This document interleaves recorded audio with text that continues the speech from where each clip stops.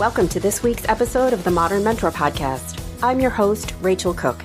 Today's episode is dedicated to introverts. Whether you identify as one, you lead one, or you're just trying to connect with introverted colleagues, today is all about bumping up the introvert's experience of working from home. In March of 2020, according to a Slack report on remote work during COVID, approximately 16 million U.S. knowledge workers began working from home. And likely, that number is even higher today. In the early days of the pandemic, every extrovert I knew, myself included, went into panic mode. How, we wondered, would we keep our energy tanks full without the ability to refuel by interacting with humanity? And at the same time, I watched a lot of introverts around me celebrate the opportunity to work at home, laps piled high with blankets and dogs. These observations are, of course, grand generalizations, but they do illustrate the experiences I watched people have. Fast forward several months, and introverts in my network are sharing that they're feeling the strain right now.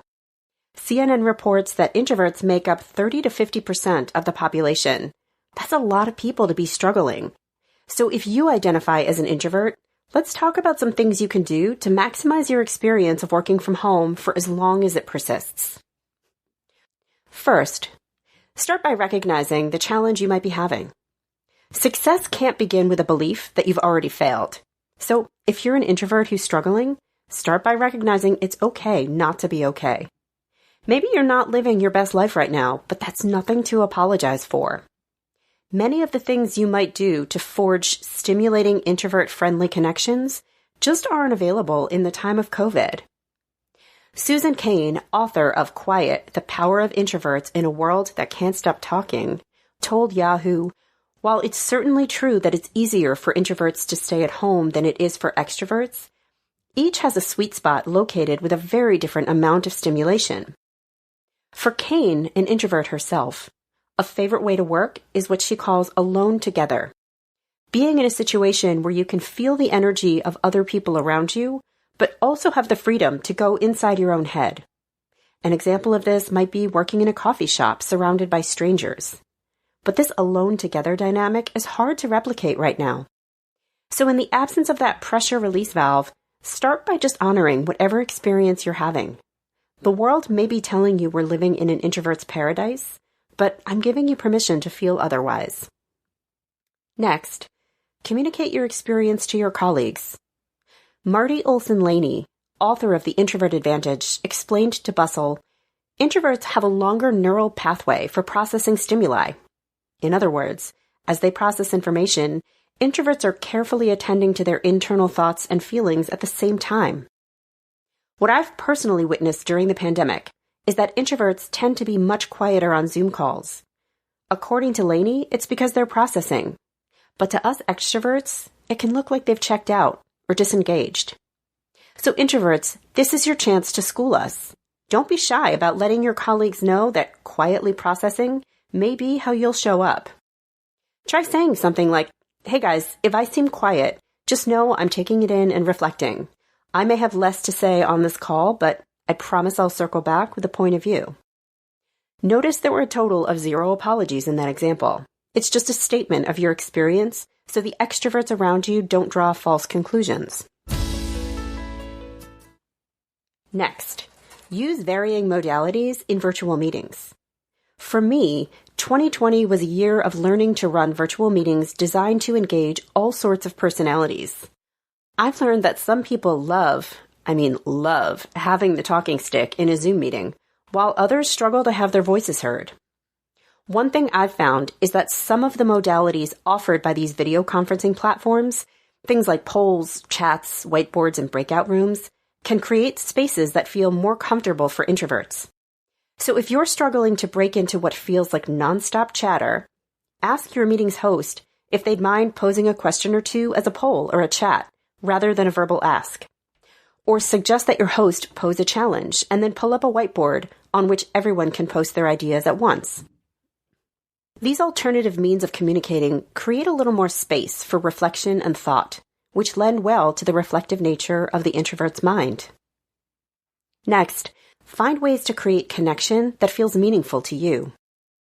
Some of my introverted clients have expressed concern this year that they feel like they're falling behind. I've noticed a sense of insecurity among them because they're exhausted and challenged by the constant influx of Zoom meetings. I had a conversation this spring with a client named Leah. She expressed precisely this concern. She said, "Until this year, my star had been on the rise, but I've always been seen as a quiet, thoughtful contributor to this team, and suddenly, this year, 2020, has left me feeling insecure, like I'm not delivering value on these team video calls. And I think my boss is going to start questioning my seat at the table." When I asked her why she seemed so comfortable engaging with me in these conversations, she said, "Well, that's easy, because it's just you and me. There are no other voices for me to compete with." So I gave Leah a piece of advice that I went on to give at least a dozen other clients in 2020. I told her, then go out and do more of these. We agreed she would reach out to her boss and a handful of other colleagues and just be intentional about setting up more one-on-one time. These were the conversations that allowed her to thrive, but she was going to need to be proactive in setting them up. For Leah, this turned out to be a winning strategy, and I'd urge you to consider a similar one. If the full team meetings are overwhelming you, what's your ideal way of connecting with important people at work? And what actions can you take to make those connections happen? And finally, be the best listener on the team. Succeeding as an introvert isn't about overcoming. It's about reframing. Not always having something to say in the moment may leave you feeling insecure, but having nothing to say doesn't mean you don't have value to add. Remember, introverts process information differently, more slowly, but also more thoroughly, which makes introverts in general outstanding active listeners. As explained in this Time magazine piece, extroverted people are more inclined to jump into a conversation before fully processing what the other person has said, because they process information interactively. Conversely, introverts process information internally, which allows them to hear, understand, and provide carefully considered insight when they do respond. So rather than trying to jump into a conversation before you're ready, lean into your amazing ability to listen and reflect. Can you choose just a moment or two to pop in with an observation or even send a post-meeting email that your chattering colleagues may have missed? Maybe you've spotted a theme running through the conversation, or you've noted something critically absent from the discussion. Put your listening magic to work for you. You'll add a unique value that is sure to be appreciated. Successful teams need a diversity of thinkers, talkers, listeners, and reflectors.